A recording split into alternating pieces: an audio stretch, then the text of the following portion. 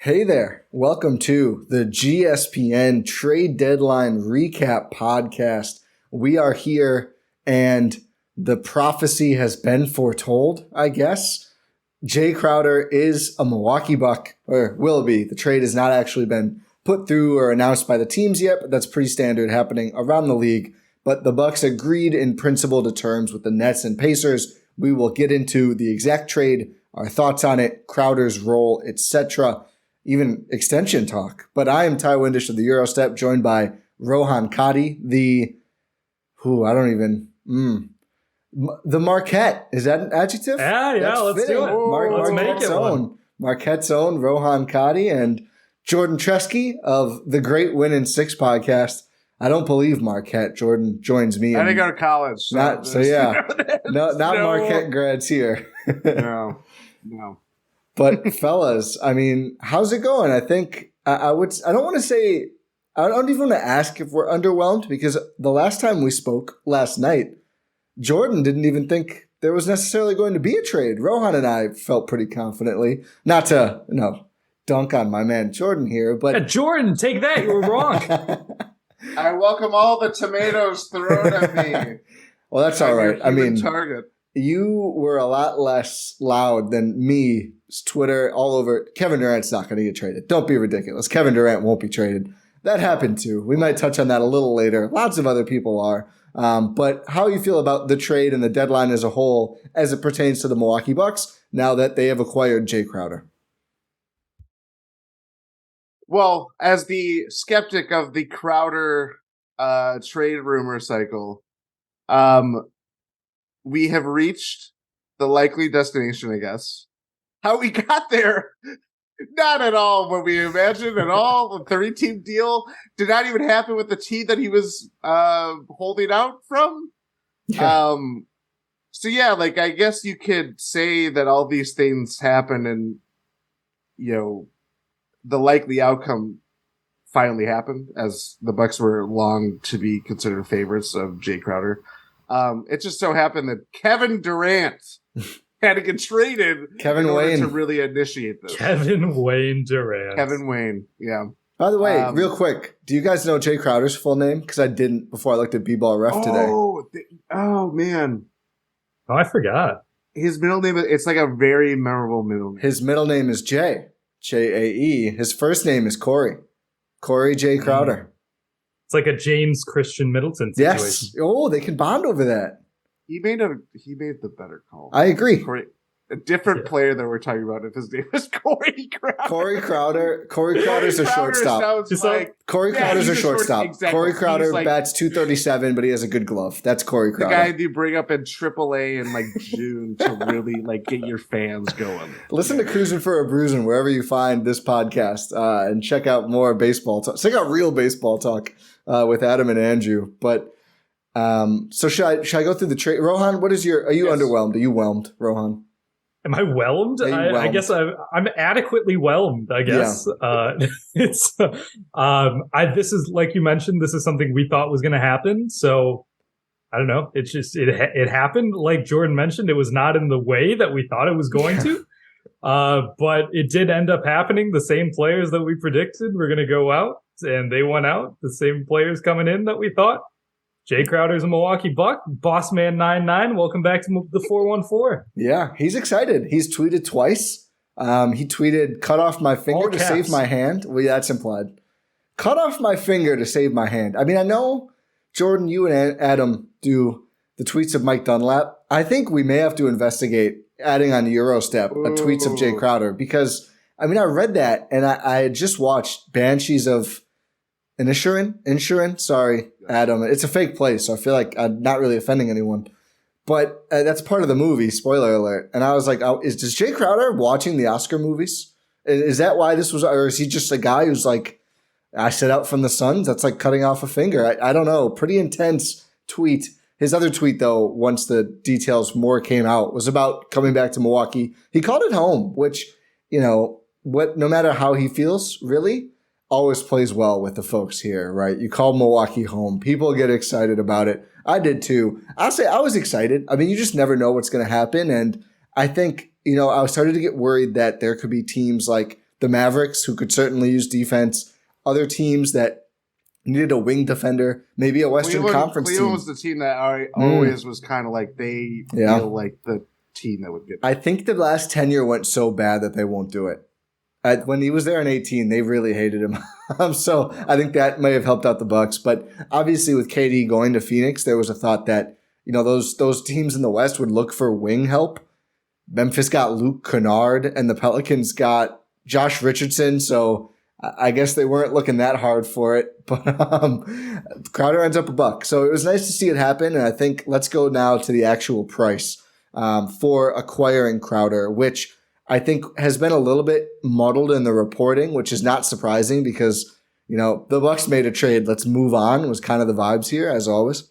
But the Bucks gave up 5 second-round picks in total. I've seen some people going 5 to the Nets and some to the Pacers, the team who took on all the Bucks players. That is not the case. They gave up 5 total picks. So Brooklyn gets Milwaukee's 2028 and 2029 seconds. That is essentially the price for Crowder. Indiana, the third team in this deal, gets the most favorable of the Bucks 2 seconds this year. So that is almost certainly going to be Cleveland's second round pick. It's a little complicated. The Bucks have their own and the worst of Cleveland, Golden State. So Cleveland is probably going to have a better record than Golden State. So they won't get that one. They'll get Cleveland's, and that'll be better than the Bucks unless something dramatic in the standings happens. So they'll have a pick in the 50s. They'll lose a pick in the 50s, essentially, is that one. And then the other 2 picks going out are the Pacers get their own 2025 second back. That's probably one of the Bucks' better second-round picks. And Milwaukee's 2024. That is a little noteworthy. The Bucks also have the Trailblazers 24, which you'd presume is going to be a better pick than Milwaukee's own. So nice there. Is it a lot of second-round picks? Yes. I don't know if anyone really cares. We'll talk about it if anyone cares about that. They also send out Jordan Nwora, George Hill, Serge Ibaka. All 3 go to the Pacers. They are already buying out Ibaka reportedly. And again, this hasn't actually processed yet, but it will. We don't know what they're going to do with Nwora and Hill yet, TBD. None of those players could sign back with Milwaukee before anyone asks. Obviously, Ibaka probably wouldn't, but there's a no acquiring rule. You'd have to wait like a year or until the NBA calendar rolls over. Maybe the farther one. It's like 2 teams. If they went somewhere else, you could go. That's right. But they can't be traded now, so it's not really gonna. It will take a while. And obviously, the Bucks get Jae Crowder. Technically, something has to go from Indy to Brooklyn to complete this. It doesn't really matter, but that's just, it's going to be like... It'll be a top 59 protected second round pick. The draft rights to Jordan Treske is going to go to the Brooklyn Nets. So be ready to report, Jordan. I'm ready. I'm ready to play for my team that's a... I was about to drop a Nets thought. I'm holding back my Nets thoughts. Very Bucks-centric. So 5 second rounders, Nwora, Hill, and Ibaka. The poo-poo platter we knew the Bucks were offering all along. Maybe they stepped up the seconds, but they didn't budge on including Grayson or anyone who makes more. My read on this is it's a win. I mean, they got their guy. I don't care if it's 1 or 2 more seconds. Like, quite frankly, again, the one this year is going to suck. The ones in the future will probably suck too. You can get second rounders. Jon Horst continues to spend and reload. I feel like giving up 3 guys who aren't really rotation players on this team for Crowder and seconds is just just clearly a win for Milwaukee. Just talk to the Wizards. They'll give you second round picks for free, as they've done in the past and continue to do. But no, I agree with your take, Ty. It's like on its face, it probably seems like, oh my God, the Bucks are giving up this much for Jae Crowder, but it's like Jordan Nwora not in the rotation, Serge Ibaka not with the team, George Hill sometimes in the rotation. He's the one I feel most bad about. Yeah. Oh, for sure. And so those 3, it's not really impacting the rotation at all. Yeah. Aside from like a sprinkling of George Hill every 2 or 3 games, and second round picks that you've detailed, probably not going to be good second round picks. Sorry. Maybe the Sam Merrills of the world, the Yorgos Kalaitzakis of the world. They're not gonna end up in Milwaukee, and that's okay because that's the price you have to pay to get a guy like Jae Crowder, who we're going to talk about, slots in perfectly with this Milwaukee Bucks team. Well, spoiler alert, Rohan. Jeez. So I think this trade is an absolute win. definitely had sticker shock when I saw the first Shams tweets. When it just said Milwaukee is on the verge of acquiring Corey Crowder from the Brooklyn Nets for 5 seconds. So when you see that, you're like, ooh, that's a lot. And then full picture, Rohan mentioned it, all three of those guys, George Hill too, he really hasn't played a lot in the last couple months. Not in the rotation. Horst picked up on this. Very similar to the PJ trade where they like to basically hand back a pick that they get from the team. So like the Rockets, I can't remember how it was. I think the Bucks had a second round pick from the Rockets that they essentially traded to them for PJ. Doesn't matter. It's something like that where he likes to kind of, I guess, tie the loose ends. So he's saying when the Pacers come into this deal, give you your pick that you gave us for some probably Malcolm Brogdon. Oh yeah. Oh, that was right. The Brogdon pick, wasn't it? Yeah. Was it? I'll look. It might have been. It might have been either that or like Kalaitzakis because they got multiple. Yeah, I think it was that. I don't think it was Brogdon. I think those are gone now. That was like 2017, right? Like I don't think it's that. Never mind. Could have been. Either way. Yeah. Definitely had sticker shock, but the more you think about it, you're casting out 3 non-rotation players for a guy. Yeah, he hasn't played this year, but kind of think the time off probably helped him. You got a lot of miles on your body. You played deep playoff runs. Maybe an extended time off kind of heals someone like Jae Crowder up for good, and you stay ready. I don't know. I just think it for what they needed, and again, he's been long associated with the Bucks as a trade target for quite some time now. It's the price you pay. You see all the other deals, and we'll get into it, but like, it wasn't like there was a low bar for second round picks to be met. A lot of these deals that happened today were bandy about second round picks that, a lot of them don't mean anything, but still. I think I saw over 100 second round picks change hands today total. So yeah, this is the new thing, right? There's like a new vibe every trade deadline. This one was like literally a fistful of second round picks. The thing about these ones the Bucks are sending, because all the first round picks are in New Orleans or OKC. Yeah. OKC has like 34 total picks. I don't want to do this. Maybe in 7 years. This can be an off-season pod.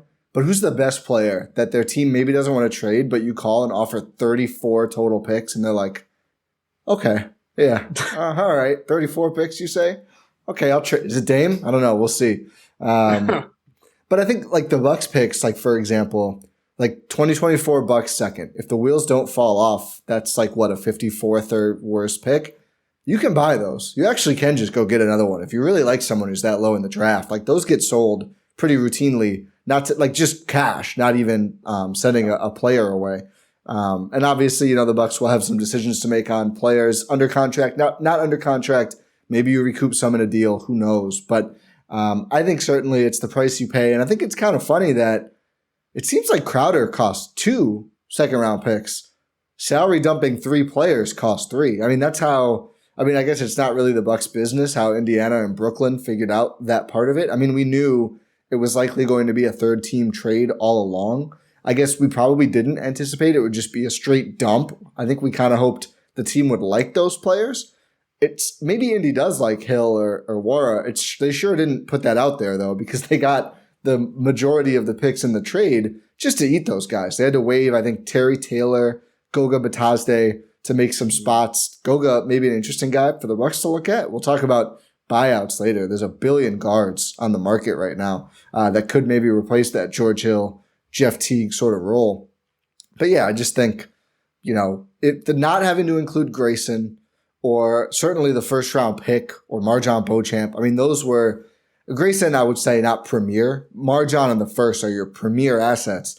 Not having to part with any of that stuff to get one of, I don't want to say few, but probably one of the few clear upgrades to the rotation in the Bucks' general price range that was moved. Like they weren't going to get KD or Kyrie, right? Like some of those players were just way too expensive.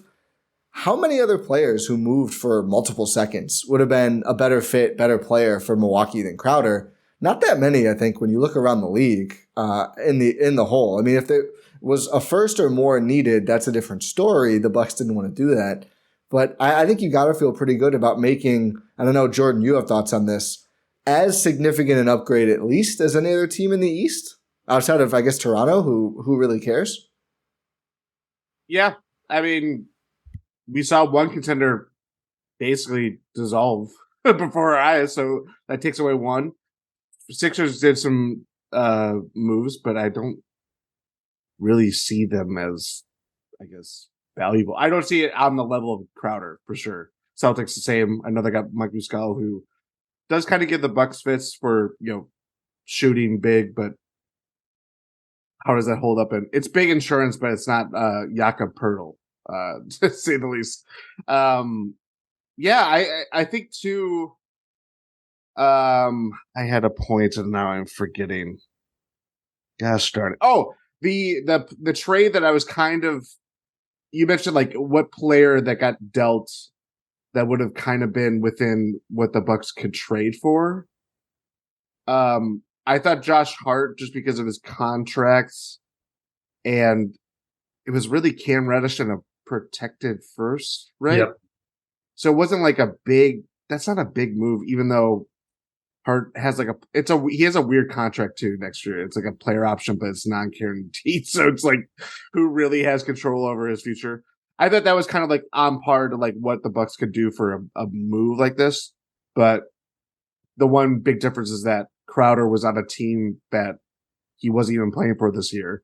Goes to a team that they made it very clear that they don't necessarily want him, and would fetch more assets for him.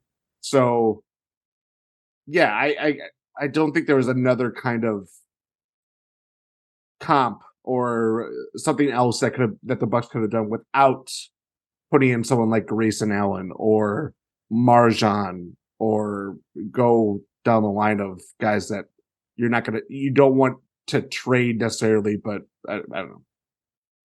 Also, by the way, the 2025 Indiana second is from the Brogdon trade. Oh, it is the farthest one. Also, by the way, I know I've been saying it's not official yet. It is now. The Pacers put out first. Nice. And a couple missing things. Actually, just one.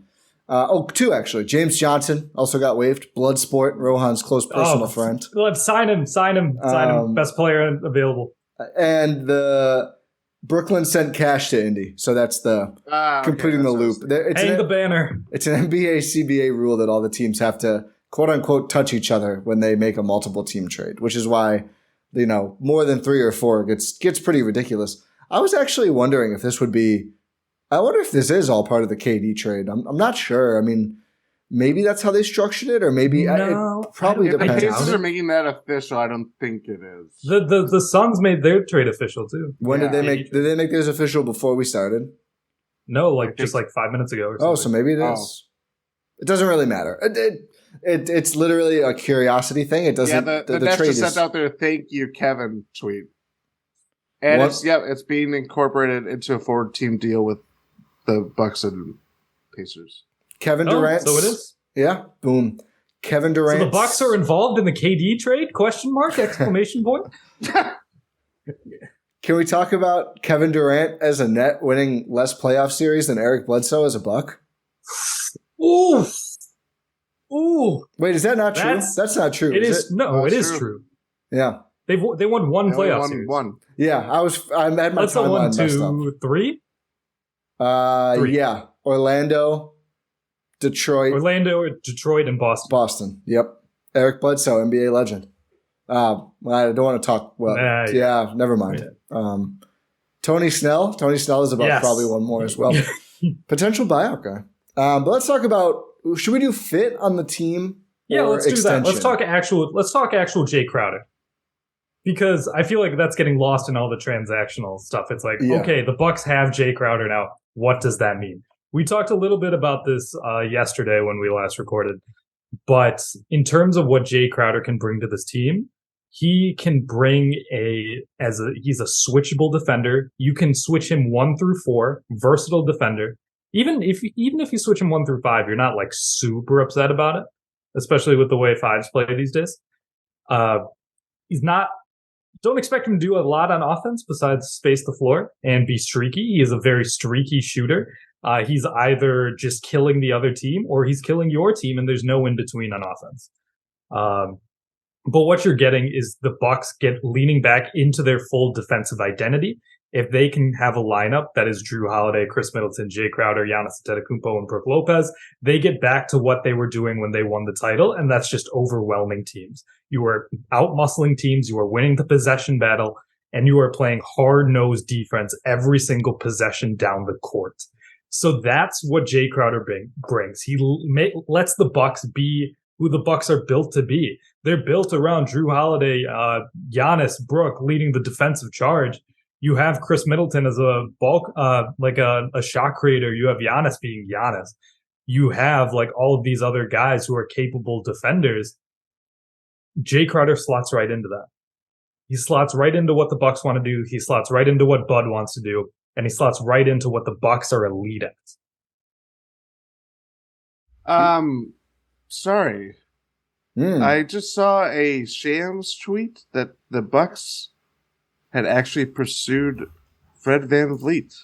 Oh. Is that true? That is weird. From when? From their the rally. Oh, from the rally. Yeah. I think that is Bally's flagship. Yeah. I can't even. There's so many ats from Sean. Yeah. Anyway, sorry, I got sidetracked from that. Yes, Jae Crowder. I mean, they will take any wing defender, standstill shooter that plays well off the ball. Jae Crowder has made that his living for the last 10 years in the NBA. I've seen I saw a lot of, I guess, not criticism, but the biggest questions I saw from like NBA people that aren't necessarily plugged into the Bucks, is more of like general NBA people, is that like, if you're expecting Jae Crowder to kind of be the wing defender, like 3-2, basically kind of what he was doing for the Suns, he might be a little bit overmatched in that role.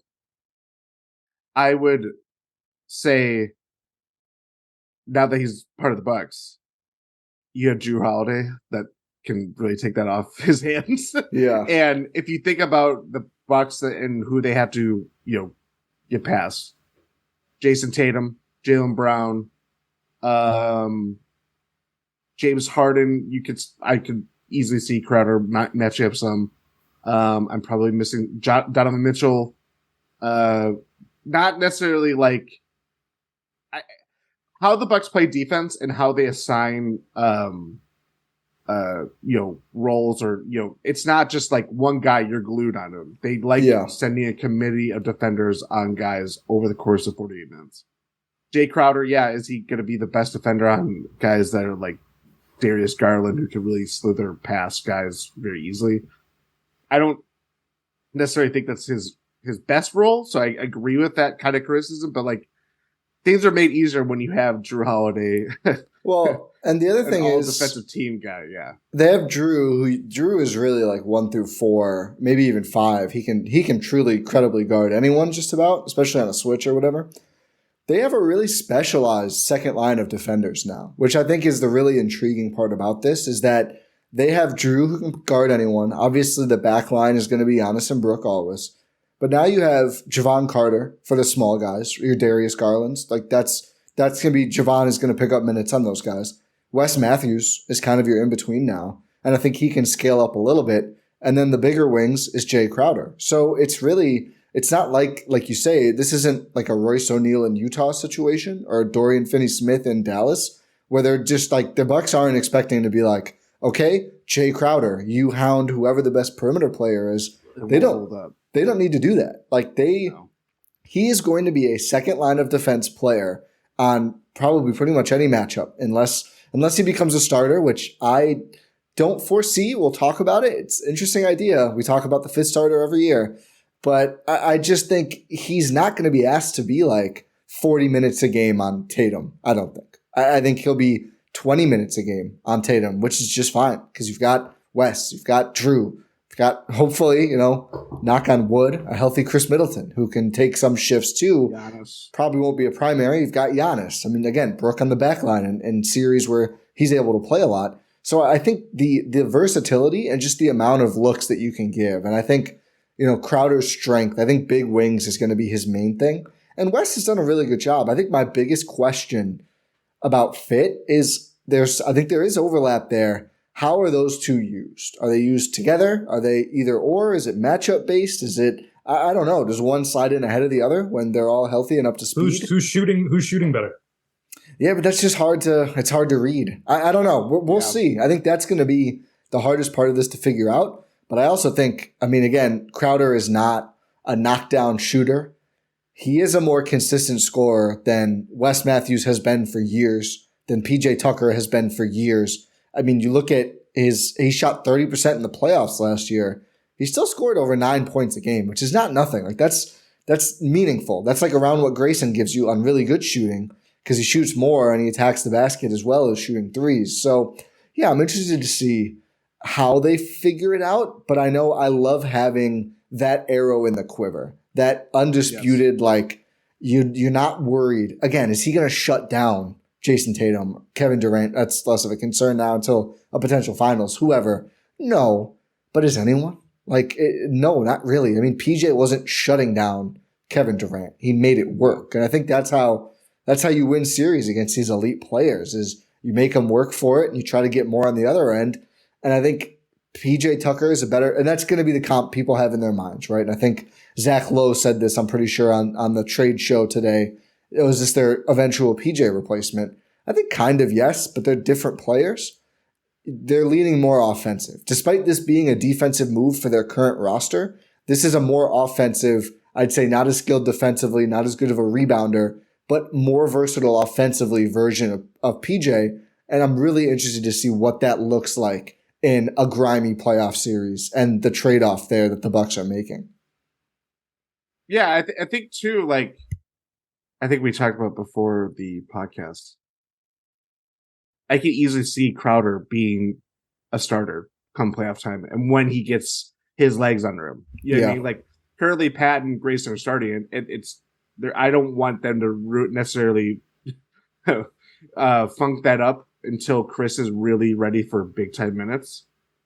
The same goes for Crowder. Let him do what they did with PJ, kind of find his footing. Of course, you don't want to have an injury happen that opens the door for him to do that.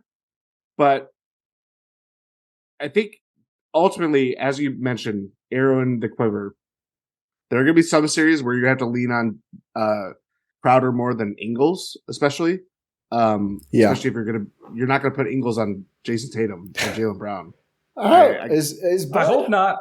You might just to I know it's not an ideal way to do it, but you just don't give him any ideas. God, just don't do it. He did get some Donovan Mitchell shifts in the regular season, so we'll see. That is right. Yeah. There's gonna be some series where that happens. Bobby Portis, we know his defensive limitations, and when you go small, Jae Crowder is kind of a perfect small ball four next to Giannis. And I think especially, I don't want to cut you off just quickly. Especially a three-headed monster lineup, not three-headed monster, but almost like a 4-4 lineup of Crowder, Chris, Pat. That's a lot of size 2 through 4. So even if Crowder isn't huge, you're still overall big while being extremely switchable, which I think is pretty exciting. But go ahead, Jordan.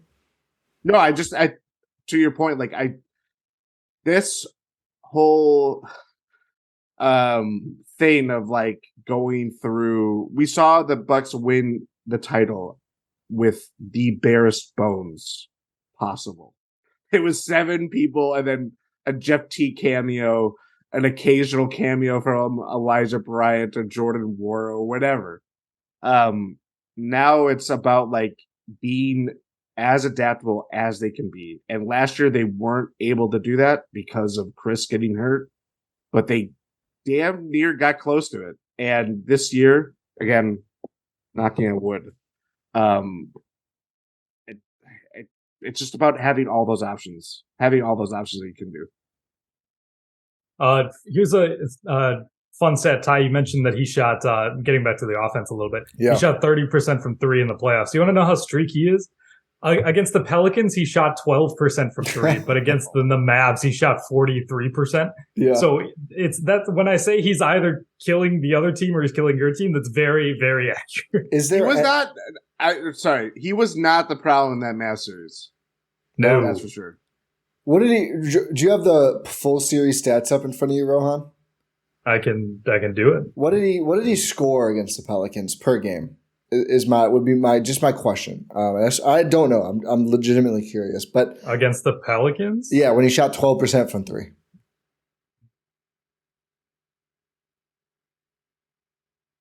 I think 40. Yeah, 1 second. He was still doing like 7.3 points per game. It's not. That's the thing about he's not totally shot dependent. Like he'll find ways to score at least a little bit, which I do think matters. He's very Wes Matthews. Yeah, just a little younger. I think that's where, maybe a little bit more size, so you can kind of clean up on like garbage. Yeah, second chance buckets. But that's kind of who I think of Jae Crowder, not necessarily PJ Tucker. No, I don't think player type they're all that similar. I think it's more of like role for this Bucks. Like they're big defensive. That's what they got. And I think you and Adam, I believe, talked about this on a recent pod. And I don't want to do the whole thing right now, but certainly looks like it's going to be one of the best overall teams the Bucks have ever had. I mean, in the Giannis era, maybe outside of it, comparing this to 71 or 74 is obviously difficult. So much has changed. But I mean, you look at, I think they credibly go 11 deep. Let's just say Grayson is the starter, so the starting 5. Then positionally, Javon Carter, Joe Ingles, Wes Matthews, Jae Crowder, Pat Connaughton, Bobby Portis, all in that group. I mean, I don't worry about really playing any of those guys. And the 2 you'd say is like, okay, maybe Bobby some series, maybe Brooks some others, but you clearly have the versatility now to make up for that. And they're still going to play some. And like if Grayson and Joe struggle against a wing team, you have Wes and Crowder and Pat to all slide in there. That those are guys that even if the shot is off, you just trust them to hold their own defensively, find ways to add value. I mean, it really feels like they loaded up on guys that you're just like, you just trust them to help somehow. And I'd say Grayson is maybe the most tenuous, but we think he'll be better with Chris healthy. And if he's not, you have the insurance. Like they're not going to be like, oh God, we have to play Elijah Bryant, who we just signed. We have to play Bryn Forbes. No, they really don't. Who's getting bought out? Yeah, he's already been waived, right? Yeah, he's going to be. Yeah. I mean, it's. I guess I don't know. We can talk in a minute about what we want from buyouts or potential candidates, but I didn't even mention Beauchamp, who is like I think we're all excited about. He's still a Buck. Don't think he's going to factor into the playoffs at all, and that's just fine. They're too deep. That is just fine. Yeah. He can learn a lot and improve as a player and be ready to help more next year. We'll see how the roster shapes up then. But again, you're not going to go 12 deep. And I don't think Beauchamp is ready to contribute now more than any of the 11 players I just said. 11 players. Well, even it's crazy. I don't want to say this about Wes because he has really turned it on, but like the fact that we can think of him as like break glass in case guy number 11 kind of rotation. Yeah, like he could turn it on for a couple of weeks. It's not necessarily as consistent as you like it to be, but you have to consider that he's a 35-year-old guy that Miles just catch up to him, that kind of thing. And post Achilles, right? Yeah. Several years ago, but still, I mean, that's not nothing. Yeah. So Rohan, but it's just go ahead. Does peak Jae Crowder become a starter on the Milwaukee Bucks? Ooh, okay, that's a fun question. I say no. Oh, bait and switch. I say no. Because the only we know Bud likes to stick with his lineups. Even though last year they made the switch from Grayson Allen to Wes Matthews by the end of the regular season, going into the playoffs. The season before that, the title team, they started PJ Tucker only when Dante got hurt. I don't know. I don't I don't think so. I really don't. And that's like, it may be difficult for people to like register that because it's like, oh my God, all this hype for a guy who's not going to start. And it's like, sure, he might start. He might close games. Yeah, and that's more important. Yeah. I don't think he starts. I think if you're trying to get the most value out of Grayson Allen, it's him as a starter. So it's not a lot about Crowder. I think it's more about Grayson. Jordan, I can see that. I mean, we must have had a podcast. I think we had a crossover of who was it? Oh, it was either Stark Grayson or Javon. Yep. And it's like it's always Grayson's the ceiling guy, the floor is Javon. Don't quote me on that, but like that was like my argument that I was trying to say is like at their best, Grayson Allen is hitting shots and doing what he does. And to your point of like, I think this season's Grayson Allen can hold up better than last year's, and that isn't just necessarily all on just having Chris. Yeah. I think we're actually seeing him more improved. To quote the great Mike Dunlap, I think he's a thirsty defender. So he's really put it together that way. I agree with it's that. Not even just the defense. Taking it to the rim. Taking it to the rim. Yeah, taking it to the rim, being able to pass. Like, he's gotten so much better at that than he was at the start of the year. He chases down loose balls. Like, what game was it where he's like going into the stands? I think it was the Heat game, maybe?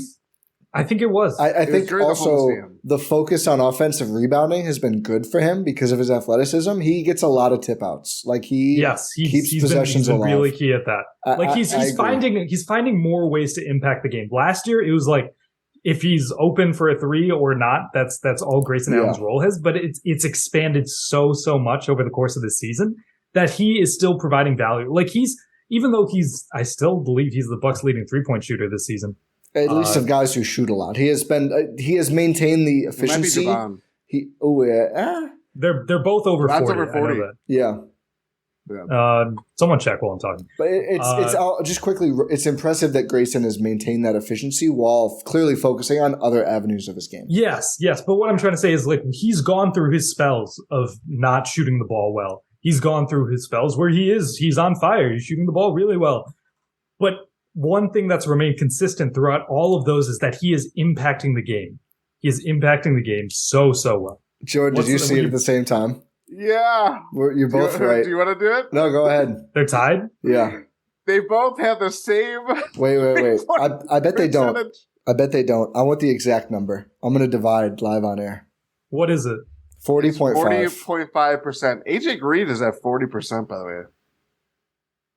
AJ Green? Read the GSPN Substack for my chat with AJ Green. Yeah.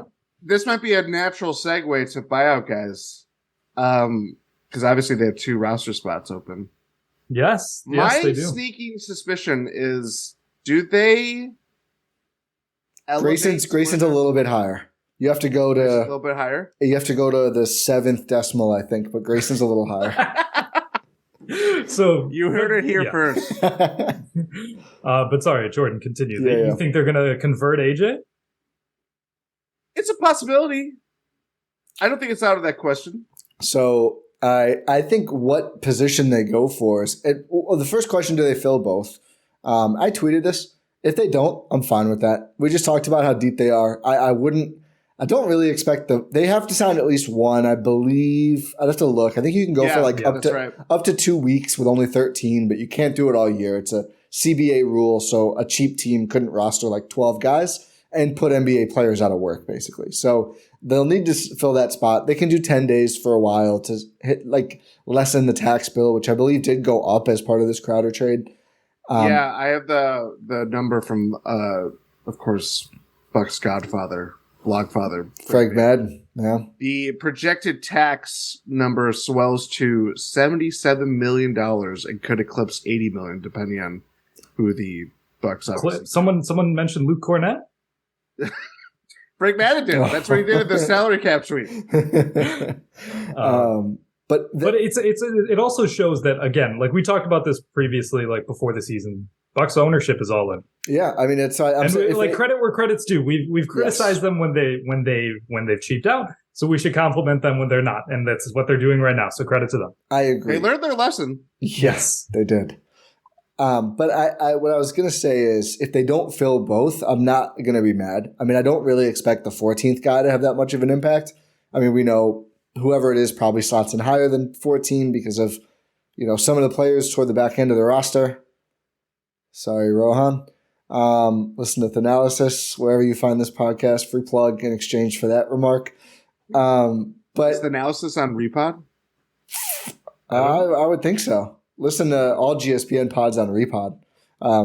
We have special discussion there too. I don't post something juicy in this one, but the great Jim Owczarski reported on the Point Forward podcast, and I think on Twitter as well, that I think from a talk with Bucks ownership, he mentioned. I don't want to misattribute that, but this is the report. Let me not say anything wrong. There is a limit. It's his words on the pod were this isn't Golden State, so there is an upper limit that Horst knew about, and he didn't get to it with this move. So we'll see if that means they're going to fill both spots or what. But I mean, that's a pretty damn high upper limit at that point. If this still didn't get there, which is good. I mean, it's I think in years past we've wondered, has Jon Horst been hamstrung, especially the PJ offseason, because clearly they could have kept him if they wanted to. He doesn't seem very hamstrung this year, which, as you say, Rohan, does deserve credit. I mean, it's what you should be doing, but it's still you credit for doing it. So. Jon Horst unleashed. And I think the results have been pretty damn good. True. We'll see who this buyout guy is. But Jim also said on the Point Forward podcast from the Milwaukee Journal-Sentinel, it's a good pod, good worth listening to. It's a great episode today.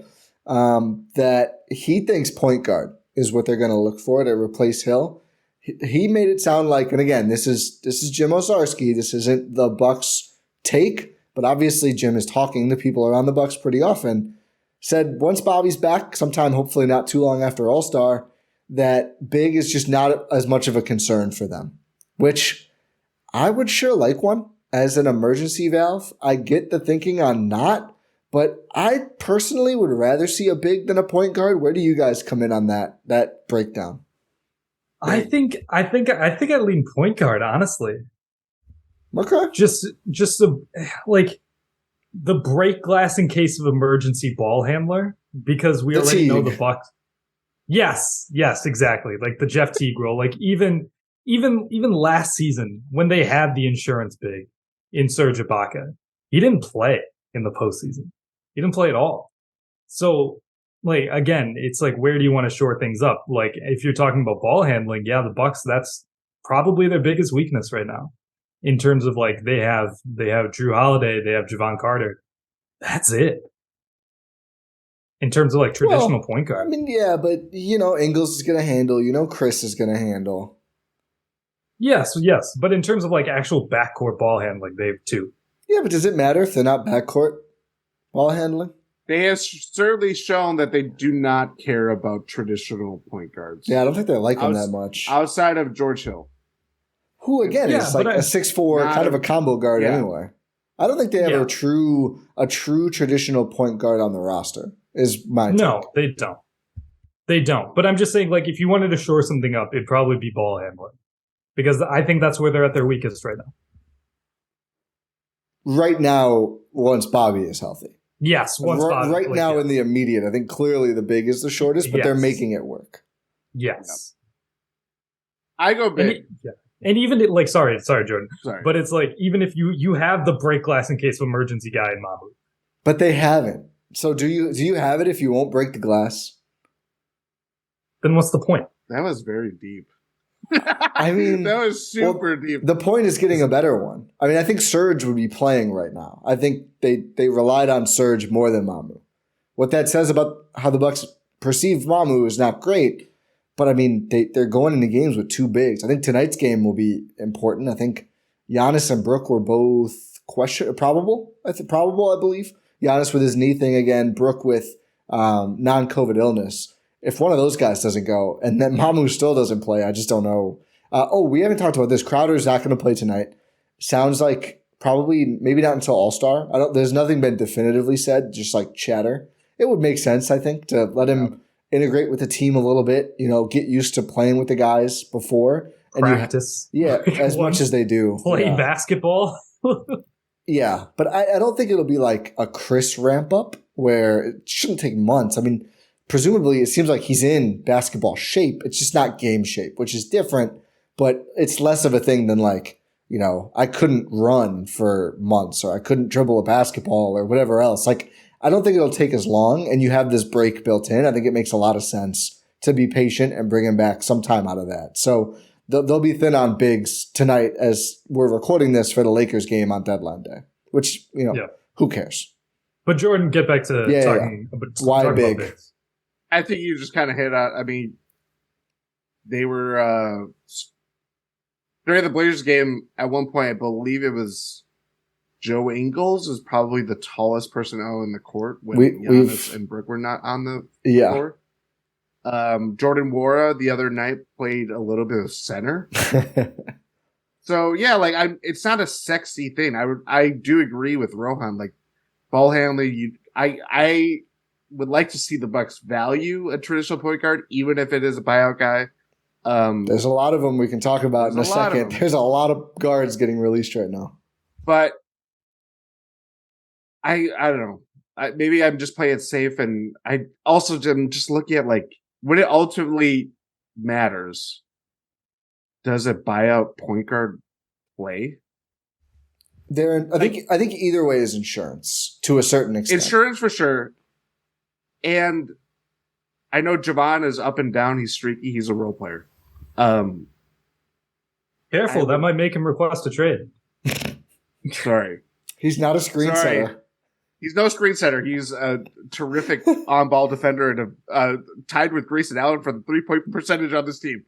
I just don't see anybody usurping him. I agree. He's probably the most susceptible of where he is on the rotation, but I don't think he's in jeopardy of. To be clear, I don't think so either. Yeah. I don't whatever. If they get a buyout guard, I think they'd have a George Hill role.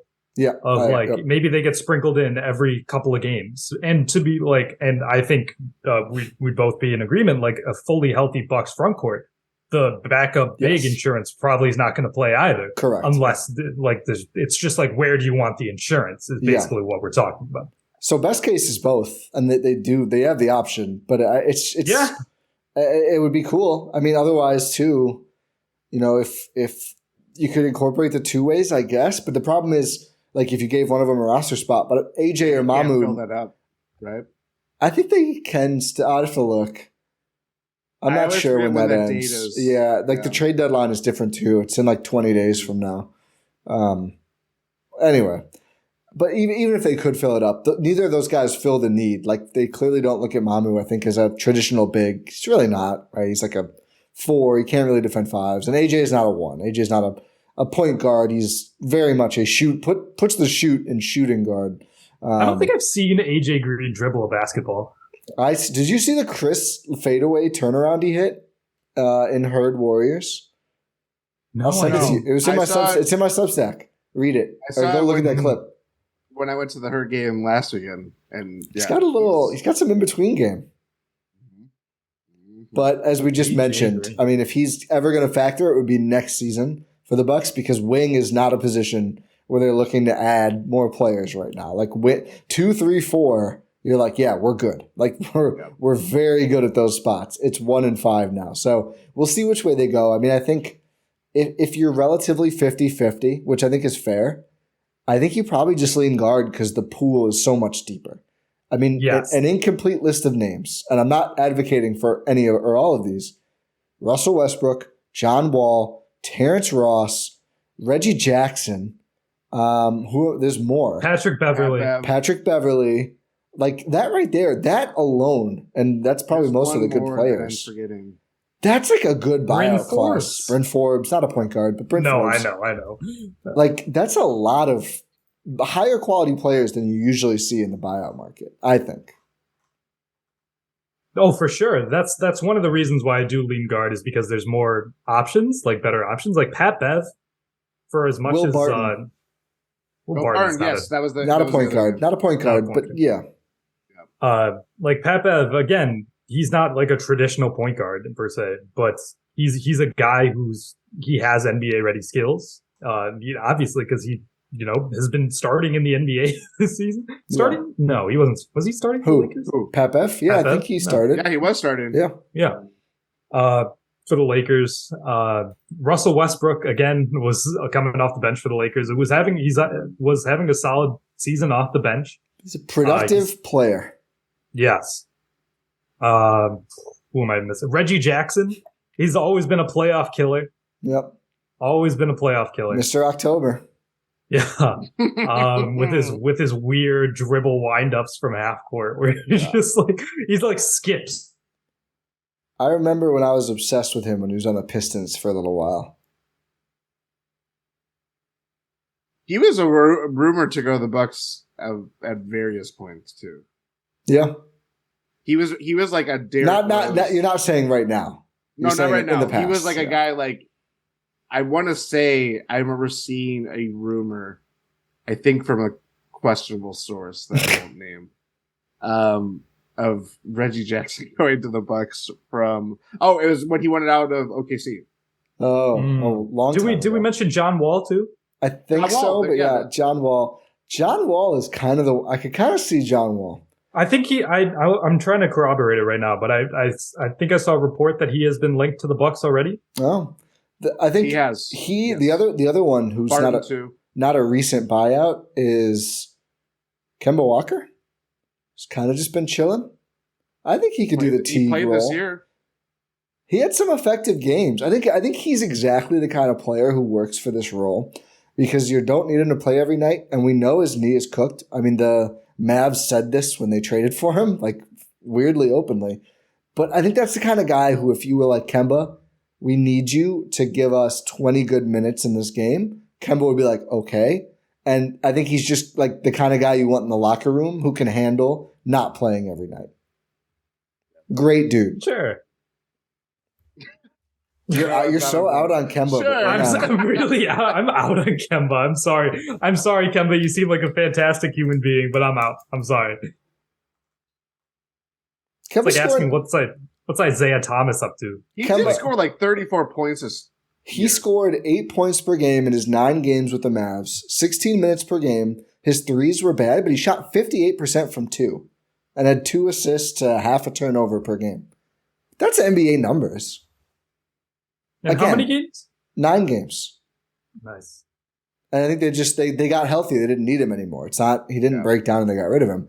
I mean, he was their DeMarcus Cousins. Yeah, exactly. Perfect way to put it. And I think he could be Jeff Teague. I really do. Yeah, I mean, John Wall was literally averaging double digits in 34 games this year.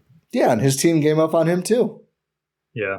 I mean, here's the real thing with buyouts and why I like the idea of Kemba is I think the Bucks have maybe the most championship equity to offer, probably the least actual playing time, which is going to matter to a lot of these guys. Yes. It's basically asking, do you want to have an A on the group project? Not to this. It is, but there is no real opportunity. Yeah, so this is very different than like going after Dragic last year or Marvin Williams, who they actually got. It's like, yeah, he's going to slot right in. These guys don't. And I think Pau Gasol. Yeah, Pau Gasol. Oh my God. I think like a Reggie Jackson kind of player who is certainly going to be looked at and sought after, or Patrick Beverley.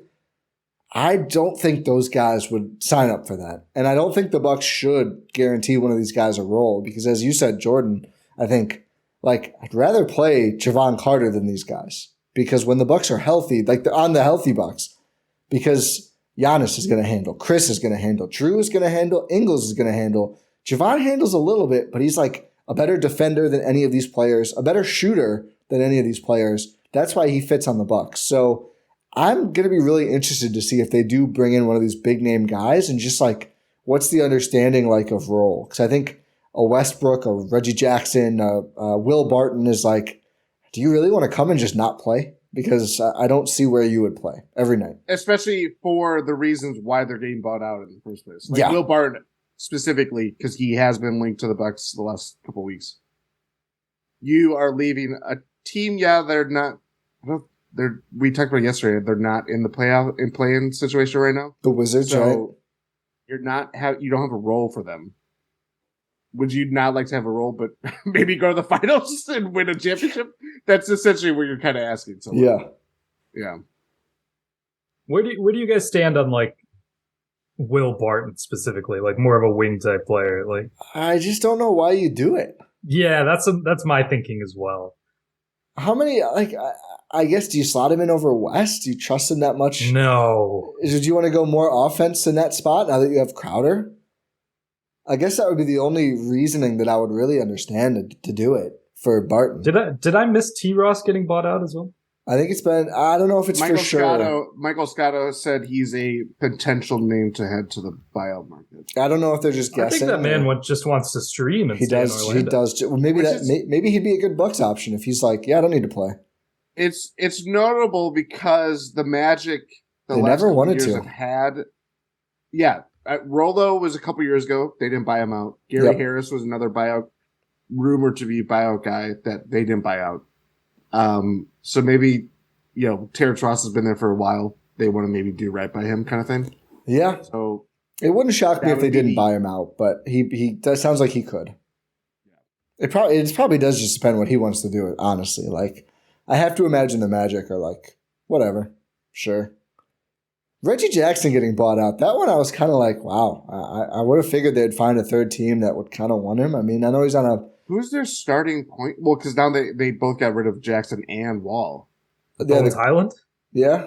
Oh, I forgot they got Bones. Or did they just start Eric Gordon? And their deadline was so weird. What did the Clippers do? Like, I feel like they took 3 players they weren't sure about and swapped them out for 3 other players they should not be sure about. Which I guess, I guess they're a fringe contender. I don't know how to classify them. I mean, their top-end talent is elite, but they're a middling team right now. That just doesn't seem like a thing a contender does. Yeah. Like, it's kind of weird to just, bust up your rotation. I kind of think there's a chance. They're not contenders. I'm just saying that right now. Right? I don't. I know, I think the Clippers, I think in theory, yes, they are. I just don't. I don't know. Especially after the Suns getting the I think they consider themselves contenders. Well, of course. I mean, Ballmer and you have Kawhi and Paul George. I would have wanted 2-way players if I'm them. I feel like they didn't get any. Bones stinks on defense. They had too many. And they had too many Plumlee. wings though. They needed actual ball handlers and specialists though, which I think they accomplished. I guess. I mean, they traded away 2 point guards. They did. Yeah, but I mean, the only wing they traded was their best shooter. Yeah, I guess. I don't know what they accomplished. Weird deadline. I don't know what they accomplished. There was a lot of weird deadlines. The Blazers? Blazers, I understood. I don't understand.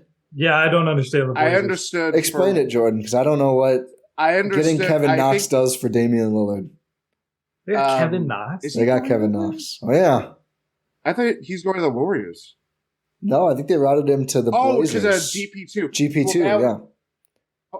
So you give up GP2 and Josh Hart. But why are the Warriors giving you 5 second-round picks for GP2? I think they had to pay to get off Wiseman. I think they wanted GP2. Yeah, they missed him, clearly. The Blazers give up Hart and GP2 to get Matisse Thybulle and Kevin Knox and Cam Reddish. And picks. What do picks do for me if I have 34-year-old Dame? Or whatever. Well, he's not that old. He's not leaving that old, anyone. Yeah. He said he wanted to play with Giannis. That's all I'm saying. Yeah, I mean, I'm not going to change your mind, but I know Sean Hyken, who's very plugged in there. Yeah. I follow him. He's a great NBA follow and Blazers follow. He termed it as they knew that they were not going to win the West or going to make noise in the West. So this is what they're not timing it for this year to be their year. They get younger, get some picks, get some more flexibility. Danny Meringue, who's also a great NBA and Blazers follow, hosts the Jack Ramsey's pod on Blue Wire as well. Sean is, I don't only plug Blue Wire people. I saw Danny say the same thing, basically, of more flexibility, we're not going to win. But it's I mean, I get that. Don't say the quiet part out loud. At least give an illusion that we're in it for the long haul. And I just don't know, are these 5 second round whatever and a first going to change your world next year when Dame's older and you have to pay Jeremy Grant? And maybe. I don't know. I feel like they're very much stuck, which is tough to do when you have a guy Are they Wizards West? Except with a better player? They also have all the ownership stuff going over too. That's a big thing. Yeah, which sucks. Is it? They said they're not looking to sell. But that's worse. They are. I don't know. They said they're not. They just want a lot more money than what I think was getting. Interesting. Which is surprising, because I feel like every other team valuation is like... The Hornets got Mason Plumlee? Sorry, Hornets. The Clippers got Mason Plumlee. Mm-hmm. Yep, so they have a Plumlee-Zubats double-headed monster now. There was a lot of... They needed a big, so that's good. There was a lot of moves today. Blazers was definitely one of them. I mean, I'm waiting to just unleash my fury on the Nets, and maybe this is where it is. Oh, a lot of, let's do it. A lot of moves that were like the John Hammond special of you sign someone or you do something very big, and then you 6 months later, you basically just like, okay, we signed Gary Payton to this big contract this offseason. He's back to the same team that we got him from. Yeah. Yeah, I mean, like Miles Plumlee-esque. Yes. And the Brooklyn Nets did. I just it is amazing to me. We heard for 4 years this is the team to beat. The East is in Brooklyn. The moment that they signed together, even with all the questions that we had about Kyrie, and certainly we have a lot more questions about Kyrie ever since then. Maybe we have answers because it just sounds like this guy is not a good guy. Brooklyn, and it's like all the things that they had to go through that were self-inflicted by previous regimes. Some of them are on ESPN right now. They do all of these things to trade for Kevin Garnett, Paul Pierce, Jason Terry, go through this wilderness of not having picks for the foreseeable future, and build a core with literally nothing but the twigs and berries and just like scrounging for everything. And it leads you to Kevin Durant and Kyrie Irving through free agency. I know the Durant trade, I think, ended up being, it ended up being a sign and trade, yeah. But they didn't give up anything very meaningful to like, you upgraded without giving up something significant. That didn't happen till later. But you get all that for having to go through all that, and it literally ended with the one playoff series victory for 4 years. It is a joke. Like, I'm gonna give my Stephen A. Smith. I'm gonna be a straight shooter right here. They need to send that franchise back to New Jersey. They are terrible. Swamp Dragons, whatever it is. It's abysmal. How the hell they have one of the best players to ever play in the NBA, and they fuck it up so bad, so bad. It is insane to me how anybody can think of this as anything but an abject failure. Don't forget, Jordan. They traded for James Harden in there too. Yes, I didn't even get to that point. And yeah, I've watched the Bucks for nearly half my life at this point.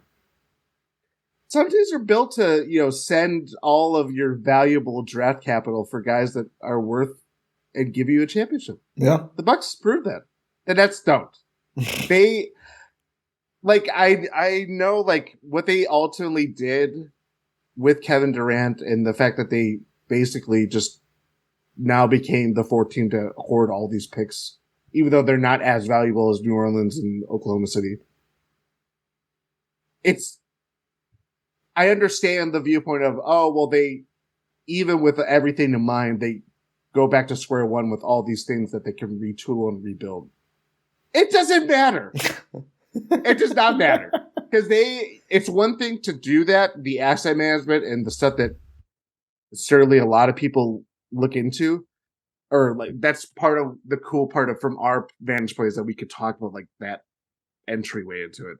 When it comes to the on the court stuff, in the locker room stuff, nearly every controllable decision that they had was a failure from the moment that they signed him. I cannot. It is insane to me. It's insane, but it should not be that surprising that it ended this way. They went from Kevin Durant, Kyrie Irving, and James Harden to owing Ben Simmons $114 million over the next 3 years, including this season. But I don't understand. Like, do you think Sean Marks just like lays awake at night just thinking like, what happened? Duped everybody. Sean Marks duped everybody about how well he is at this job, because it's one thing to get the players. It's one thing to have them live up to build the culture where you're not ceding all of the culture to the players. And granted, one of them, I don't think anybody can say that he could create the culture because he is the culture in terms of Kyrie. Yeah. I cannot believe of like all this talk of like they're the sleeping giant. Oh, you never know. Like if Kevin Durant ever gets back to his post Achilles, that kind of thing of like what we saw in the Bucks Nets series. And I understand this conversation could he put the fear of God in me in that series. Yes. I know. I heard you Game 3 pod. Of course, it still lives in my brain. How that series ended could easily change how I'm talking about the Nets, but like it is still to go through all of that and to end up with nothing. Like he should be fired. It was that bad. And I think the other thing about it is it's just a cautionary tale of like there's a difference between everything an org does running through a superstar and that player like actually making every decision. And I think when you cross that line, it's very easy for things to go off the rails. Kevin Durant and bringing in DeAndre Jordan year one, and they had to start him over Jared Allen, and they traded Jared Allen. They fired Kenny Atkinson because he wouldn't start DeAndre Jordan for Jared Allen. And then they brought in their guy, Steve Nash, and they demanded he be fired too because couldn't really coach. And he was, it wasn't just that. He was hired to be the vibes guy because of how things had turned. His clipboard was Kevin Durant put ball in basket. Like, yeah. That is just Scott Brooks era. Or Scott Brooks vibes for the play call sheet. I'm not going to lie. When I woke up this morning that Kevin Durant got traded to the Suns, and this is undoubtedly a victory for them. Oh, yeah. I also did, for everybody that's saying, oh, the West is guaranteed to Phoenix and all this stuff for the next whatever it is. We just went through this with Brooklyn. It's not guaranteed. It is not guaranteed at all. I actually don't know if you saw this report because it was during the day and it got overshadowed by all the trades. I want you to react to this live, Jordan. Oh, yeah. I think I know what this is. Brian Windhorst said, hey, extension not signed. Don't rule out Kyrie going to Phoenix in the offseason, too. What? Matt Ishbia with his, right-hand man, Isaiah Thomas, is going to figure that out very quickly. Yeah. Can you imagine if Kyrie and KD just team up again in Phoenix? Chris Paul sign and trade? I mean, it's certainly plausible. It's certainly possible. Good Lord. Yeah, I think the Suns have a really good shot to win the West. I don't think it's guaranteed. I mean, I think they should be the favorite. Yeah, and they are. Of course, they were always going to be the betting favorite because that's how you make money is get that team on top of the list. But just doesn't solve their rim pressure issue, which I think maybe it just doesn't matter. But I'm still interested to see. I mean, for all the Kyrie off court stuff and Harden playoff stuff, those guys I think were better fits because they got to the rim a lot. Both of them, yeah. So. And I think the Warriors were such good shooters and they moved off ball. The Suns, they just never get to the rim. And I think they're still not going to get to the rim. I mean, KD can score from around, but he doesn't drive that much. So it's going to be interesting. It's going to be a little bit of a weird fit. I mean, they have all their pretty sets and everything, but I don't think it'll be a weird fit because KD fits anywhere. Yeah. There's no system in which KD does not fit. But I mean, I guess it's easy in theory to just say like Chris Paul, you're not going to be on the ball that much anymore because you're old and not as good. Which he hasn't. He's been struggling this year. Yeah, but he's rounding back into form. I mean, they need him to be something. We don't have to do a whole Suns thing. I think, I'm sure we'll do a playoff preview of some of the big West teams, but yeah. I think by no means are they walking into the West right now is pretty damn tough. I mean, a lot of upgrades across that conference. I think, too, even without like a premier, who's their best wing? Is it Torrey Craig? Kind of glue. They have no bench. Yeah. Darius Bazley, and I want to do this quick. There's two, I think, in the running for the most not inexplicable, but just meaningless traits. They're both the same salary. One is Suns get Darius Bazley, Thunder get the homie Dario Saric and a second round pick. The other one, I think I freaked out when I saw this when I did a playback earlier today. The Hawks get Garrison Matthews and Bruno Fernando. And the Rockets receive Frank Kaminsky, Justin Holiday, and 2 second-round picks. Little payroll slash after the Hawks added Sadiq Bey earlier. But I was just like, what? Those 4 players? Why? But yeah, the Suns have Darius Bazley now, who does indeed exist and play basketball. I don't think a lot of the West contenders, Nuggets, Grizzlies did a move. It wasn't the move that I think a lot of people were expecting because Masai's lost his fastball. Yeah. I just went total Bill Simmons right there. God, I'm becoming the man. Damn it. Nuggets, I was very disappointed by it. Why are you trading 3 second-round picks for Thomas Bryant, who apparently was mad that his minutes go down? Yeah. So he wants a trade. And now he's behind Nuggets, Jokic. Who has the goalie? Good one, T.O.B. Yeah. I don't know. I just called him Thomas O'Brien. They should have gotten Johnny O'Brien, and they would have been better off than this. He would have complained about his Nugget role. Too. Yeah, former Nugget. Yeah. One of the best 2 big men on an LSU ever. Yeah.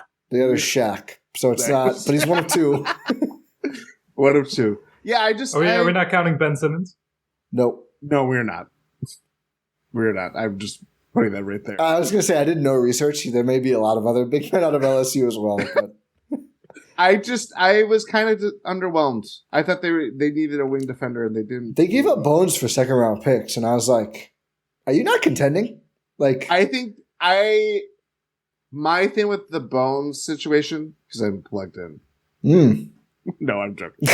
I felt like that was a rug that got pulled out from under them, and they didn't know what to do. They should have unpulled it. They should have stood firmer on that rug.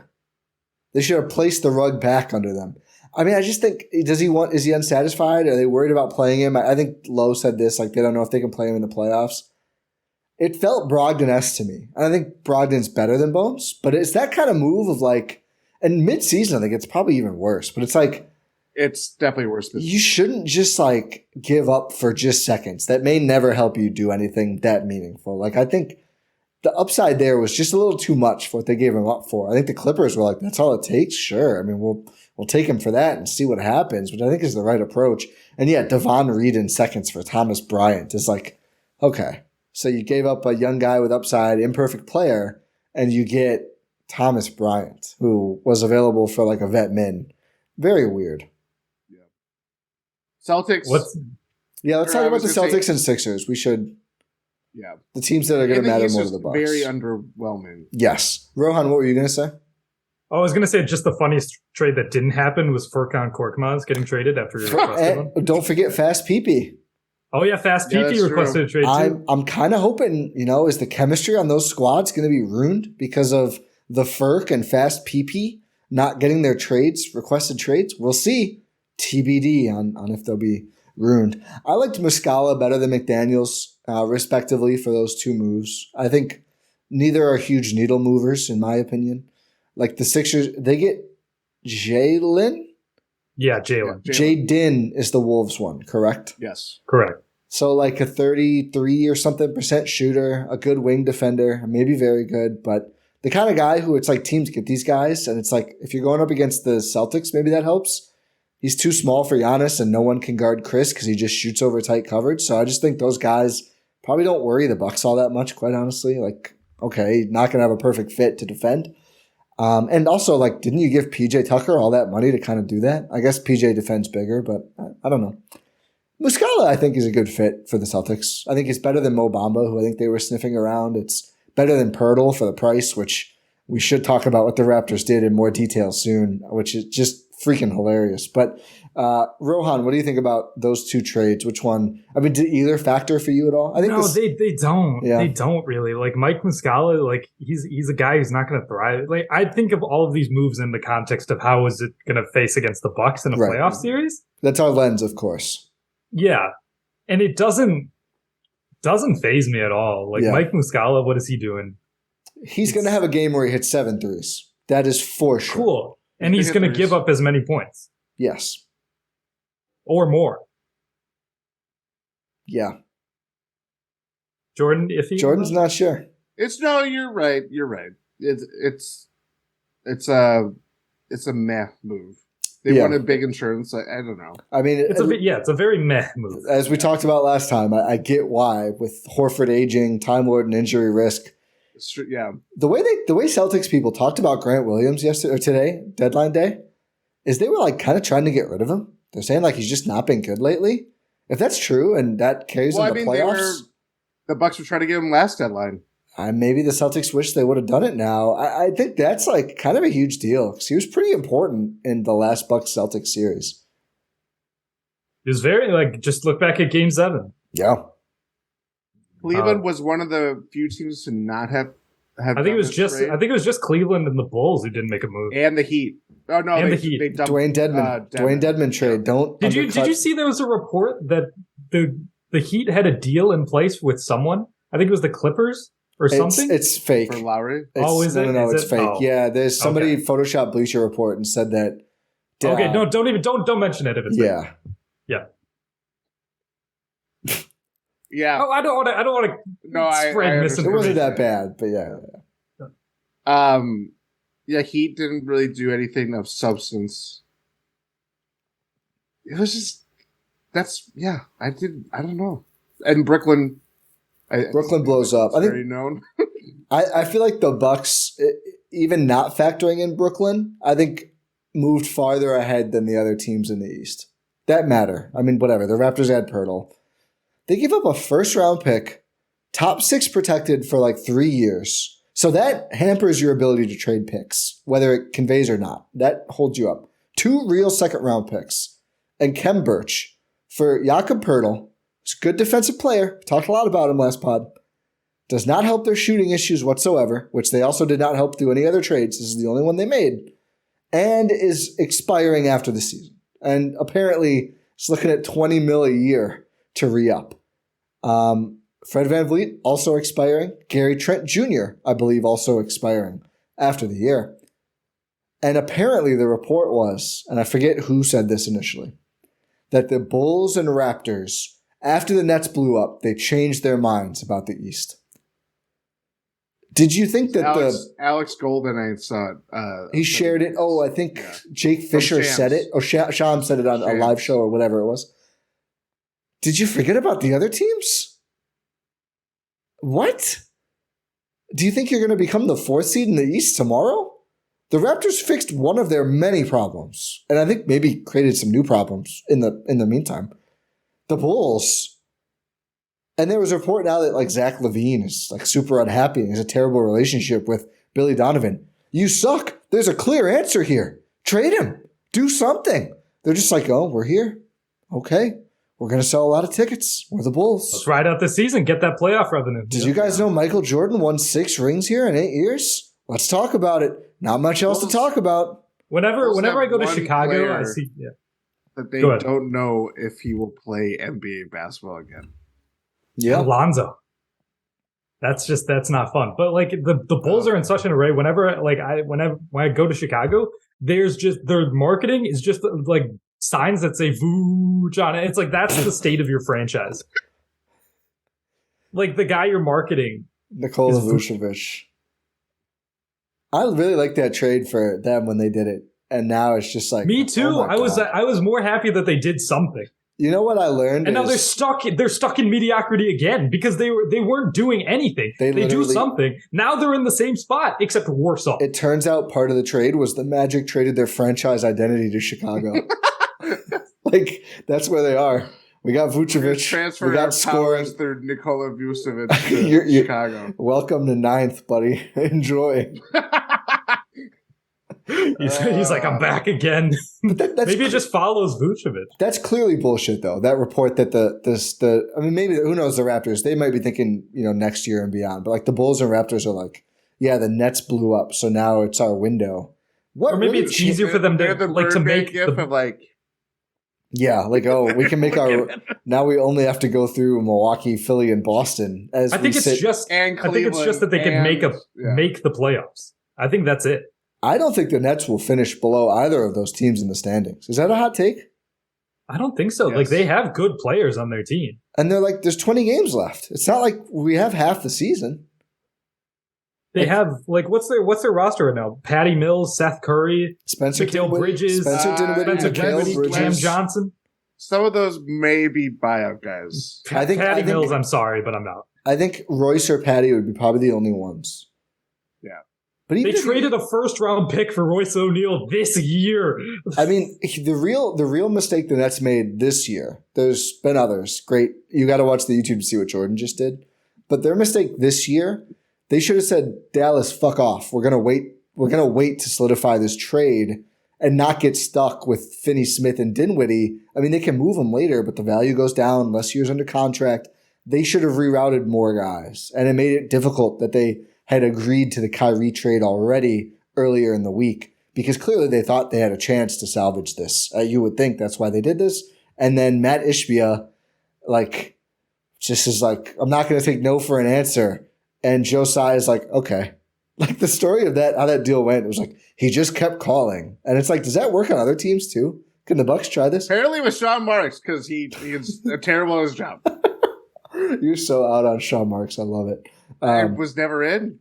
Yeah, it's fair. But it's also fair to say that the Nets don't really have an incentive to lose. No, because Rockets their picks are gone. Yeah, that is a good point. They won't bottom out. I mean, I think they have a solid team. I think even if the Raptors are better, which Cam Thomas can score 60 points a game. Oh my god, yeah. I think they will also be below 500.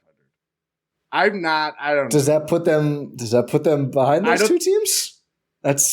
I don't know those two teams per se. I just don't think they're going to be that good. No, I don't think they're going to be that good. But they already have a lead on those teams, and they're not horrible now. They're a lot worse, but they're not like devoid of any basketball. Like they're a competent basketball team.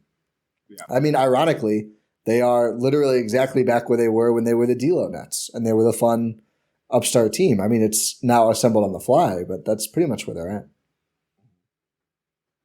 Yeah, there were rumors that maybe Mikal Bridges could be on the move, but it's like, no, he's good. You want to keep him. Like, He's now one of your young core. Like, he's the premier piece. Listen, I think they did an okay job getting players back, and they were kind of shoehorned into Phoenix. That's where KD wanted to go. They got all the picks. Actually, you know what I found interesting? They didn't get all the picks. They only got one pick swap. Yeah. Why not get all the pick swaps? Why not draw? Maybe I agree with Jordan that Sean Marks has been. You're the one trading Kevin Durant. I feel like you should be like, hey, I need all the swaps. Like, it's Kevin Wayne Durant. I don't know if you noticed. It's pretty good. And, we're getting Mikal Bridges, fine young player. He's under contract for another 4 years, Kevin Wayne Durant. Yeah. And Cam Johnson, who's unrestricted. Like, I think the Cam Johnson return is like, if I were them, I would have rather gotten Ayton, I think, just because he's under contract for longer. And I don't know, he's younger. Maybe not. Maybe you feel differently. I would have rather gotten Ayton. I just think they can retain Cam Johnson. He's restricted, but you got to pay him now. Yeah. I guess Ayton's already paid. It's just, I'm so happy to be a podcast covering the Milwaukee Bucks. Yeah. I think is what I've learned. They're not going to be the flashy winner, but I think they definitely won the deadline overall. I think so too. They added the guy who's going to factor into their rotation heavily, be a piece. They didn't give up anyone who was currently factoring into their rotation, and they didn't give up what they consider to be very valuable assets to do so. Could have said it any better myself. They try to go the Mirotic deal, as great as that, in theory. Great trade. That was, to me at the time, that was trying to win the deadline. But it was also assessing where their team was at that point, because everything was so new. They, go on and on and on. I think they win a playoff series for a long time, and you make this huge jump. Now it's like, we know who we are. We have the culture set. The East didn't get appreciably better. If anything, again, one of the biggest teams that they probably or could have faced in the playoffs is going to fall by the wayside, I would say. So yeah, like that's for me. You know who you are. You don't have to make the biggest splash or anything like that. You don't really have to really change who you are anything meaningful too. With Jae Crowder, you can just have him do what he's done always at every stop that he's had, and by God, there's been a lot. But yeah, I totally agree with Rohan. We have one more thing to talk about. It's a long pod. I think it's worthy. But first, Feeding America, Eastern Wisconsin, has teamed up with Bobby Portis Jr. of the Milwaukee Bucks for the 20th annual PB&J Challenge. Bobby Portis, still a Buck, not traded. Thank God. He's doing great work on the court and with Feeding America. Why peanut butter and jelly? The sandwich is a timeless classic. A lot of people can remember enjoying a delicious PB&J sandwich after a long day at school or playing outside. And peanut butter is one of the most requested items at shelters and pantries. This shelf-stable protein provides necessary nutrients for children and is great in a meal or snack. Knowing that nearly 20% of Wisconsin's kids are food insecure, donations of peanut butter can help kids with the food and fuel they need for successful days in class and at play. There's multiple ways to get involved. You could host a PB&J drive at your school or business or organization, or you can donate to the cause. A $1 donation will provide 7 sandwiches to kids in our community, and all of our donations stay 100% local. To donate, learn more, go to feedingamericawi.org/Bobby. Bobby's been a great teammate at Feeding America Eastern Wisconsin. His foundation hosted a mobile food distribution. He is fully committed to helping fight hunger in our community. The mayor of Milwaukee is truly living up to his title and helping those in need. You can also donate $5 at your local Pick and Save to provide 35 sandwiches, or order a kid's meal at Cousins. They're doing a PB&J that comes with a custom Portis headband, and Cousins will donate to Feeding America for each kid's meal purchased. Shout out to Bobby Portis. Also does reckless driving ads, I think, for the state. In conjunction with the state. Really invested in the community. So great guy to see stick around for the long term here. What we've got to talk about is a potential Jae Crowder extension. Yes. This is something we hinted at when the meeting was announced, the fateful meeting. I hope we get details on the meeting. You think it was breakfast again? You think it was another Breakfast Club situation? I'm thinking, was there alcohol? Where are they going for breakfast? Are they going Sweet Diner for brunch? Oh, Sweet Diner is the spot for the Bucks. Maybe hopefully no free ads, but it's no free ads, but it's a good place. That's a free ad, but regardless. Yeah. So Jordan, you pulled it up. I think the max is 3 years, 4 years, 58 million? 458, I think. 4 years. This is a Bobby Marks tweet from, I believe, when he, the news that Crowder was going to hold out. The whiteboard? 4 years, 58.3 million that he'd be, the max that he'd be eligible. Yeah, we don't think he's getting that. Maybe the max number. I don't think the max years. Yeah. He is, Jake Fisher had a piece 6 weeks ago. It was mid-January, where he talked about as a siren just goes off. Yeah, I was gonna say, whoa. Trade alert. Jae Crowder wanted a PJ Tucker type deal. So 3 years, $33 billion with incentives, I think is PJ's deal. Basically mid-level kind of guy. That's what he wants with a couple more years, I would imagine. Yeah. I think I'm okay with that if he wants to count this year as one of the 3 years. I think 2 is the most I want to go on an extension. 2 more tacked on. 2 years is fair because it also makes it a tradable contract next year. And it also keeps him under contract again for another 2 seasons. Retain his bird rights. I think it's a perfect deal for the Bucks. And is that what Jae Crowder wants though? That's at something. Maybe you have to go a little higher to make it a 2-year deal. Yeah, rather than like instead of 4 for 58 or whatever, you go like 2 for like 33. Well, they can't. That's the nice thing about the extension rules is they're upper limited. So, maybe that makes them throw in an extra year. I would just worry a little bit. I mean, I don't know. He's 32 years old. He hasn't had major injuries, so I don't think. And with that number and the cap going up, I don't think it's likely to end up like an albatross. Like I think we'd see Horst pivot if he had to pivot, but I would prefer 2. I think 3 is not unseemly. 4, I'd be pretty surprised, especially doing it so early if they do it before the end of this season. But I would not be. I don't know if I want to say I would expect, but I would not be surprised to see an extension. And the extension rules are kind of nice in that it's never going to be like 360 or something crazy. If he does want an extension, it's going to be a reasonable number every year. Yeah. But that's why I kind of think that they're not going to get an extension done this year, and they're going to figure it out in the offseason. I mean, if he wants PJ money, that can happen. They got a lot of guys that they would do extension talks to. Brooke, Chris. Yeah, that's true. It's a interesting offseason. Yeah, that's why it's probably like they didn't give Chris or Brooke an extension this year. How is that going to go over if they give Jae Crowder an extension midseason? It's a good point. I guess they better extend all 3 of them. Yeah, that works for me. I mean, I'm down. That works for me. Give everybody one more year at their current salary, and let's just see what happens in 24 when they have 3 tradable draft picks. Yes. That'll be an interesting time. And also we didn't mention Bojan didn't get traded. Yeah, the Pistons actually held their ground. Not surprised. They went and got James Wiseman, which when you can go get Big Jim, you have to do it. Yeah, especially when you have Jalen Duren and Isaiah Stewart. Marvin Bagley, who they just signed to a 3-year fully guaranteed contract in the offseason. God, I forgot about that. Oh yeah. And their trade was straight up Saddiq Bey for James Wiseman? 3 team. But that's what that was their part of it. That's what the Pistons did, yeah. They didn't get picks, right? I don't believe so. I'll check right now. I saw Lazarus put this out, Laz Chance on Twitter. Great follow. Yeah, Troy Weaver's seat is officially warm. And Laz has been on board, but I think early on it was like, yeah, he bets on guys. That's fun. That's fine. These bets don't look very good. And he keeps taking them. And at a certain point, like, you really need to be, winning bets if you're taking bets that look like bad trades at first. And they're really not. Like, Bagley doesn't look very good.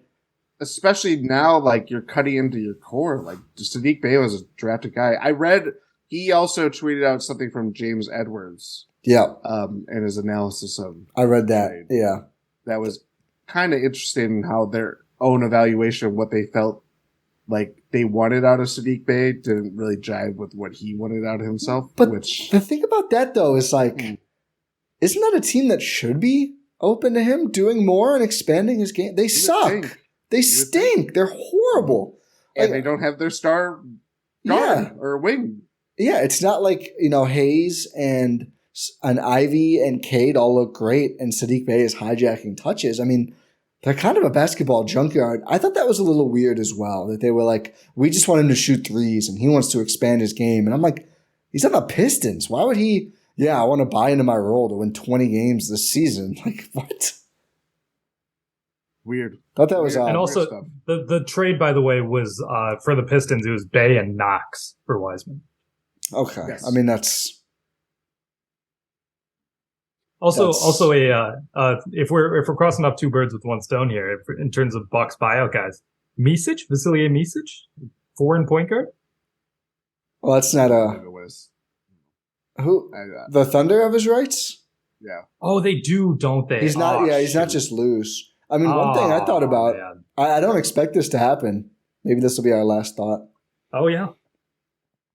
Bucks have the rights to Hugo Besson, who is playing very well next to Victor Wembanyama right now in Mets 92 or whatever the hell that team is called. Would be interesting. Interesting. If you want a point guard, you want like the Bucks in the last couple of years, they've done they've usually freed up 2 roster spots usually, and they'll do one as a buyout guy and one as like a foreign guy or they call someone up from the herd. Yeah. Yeah. Elijah Bryant, Luca Vildoza. I mean, we didn't talk. Lindell is right there still. Lindell Lindell, you'd feel better about playing right now. Diakite over in the Charge. More so. You're talking about guys they've done. Yeah. Sorry. Rajon Tucker. Yes, Rajon too. Yep. Lindell makes some sense. It does. And team is very familiar with Lindell. Obviously, he's been on the roster for the last 2 years, but he's still in the organization with the herd. You think he's ready, Ty? Yeah, I think he's a good flyer for that spot. Anyone else from the herd you would want to see? I mean, Wieskamp is intriguing, but it's the same issue of like there's no wing minutes, so it's just tough. And he can play up, he can play a little bit of a forward, but that's not helping you that much. They just got Alize Johnson, but he's like a 6'8" post moves guy. Like that's a tough fit on the Bucks. He's not a true center sized player that I think they'd be looking for. So honestly, I feel like on that team, it's probably Lindell. I mean, they have Jordan Bone, who's like a true point guard. I would probably lean Lindell over him for the guard depth if that's what you're looking for. It'll be interesting to see. But I mean, they have a lot of intriguing guys, but I think Lindell is probably the one I'd most expect to get a Bucks roster spot. Yeah, Alex Antetokounmpo? I am more interested in Kostas Antetokounmpo, who I think is back. We'll get them all in the org. Back in Europe now. Yeah, I think he played Fenerbahce. Yeah, so good team. If he did want to come back, though, I mean, there's more proven options out there, but he showed good center stuff with Greece, and again, it's not an every night player anyway. NBA deal this year too. Yeah. So plus it's Kostas. Yeah, exactly. It's Kostas. It's Kostas. If you want to make Giannis and Thanasis happy, you do it. Anything to make Thanasis happy.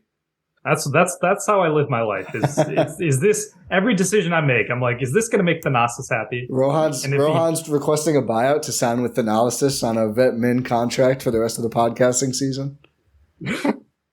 Or we could do it on loan. I don't know. We're doing Premier League rules.